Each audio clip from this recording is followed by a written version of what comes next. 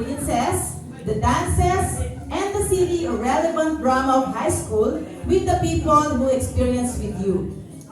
Celebrate your triumphs and struggles together. A pleasant morning to everyone.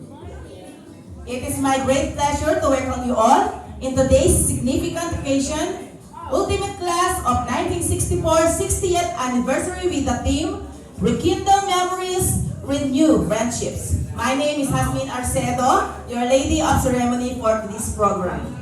To start with, let us draw. May I request everyone to please rise, and let us draw strength and inspiration from the Lord Almighty through a prayer to be led by Ma'am Rosalie Consignado. Nandito na po ba si Ma'am Rosalie? Yan, hello po. May I request everyone to please rise.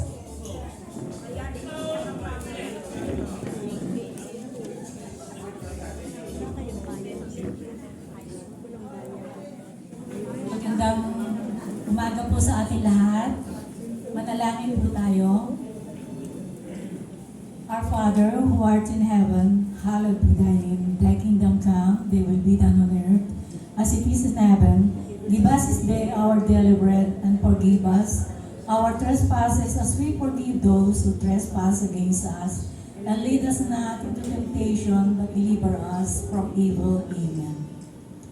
Ama namin na nasa langit, maraming salamat po sa araw na ito na binigay mo sa amin. Sa araw na ito, April 20, 2024, naganapin ang aming ika-60 Jubilee PGMH 1964 to 2024. Dito sa Adem Event Center, Sitio Nara, Barangay Labuin, Santa Cruz, Laguna.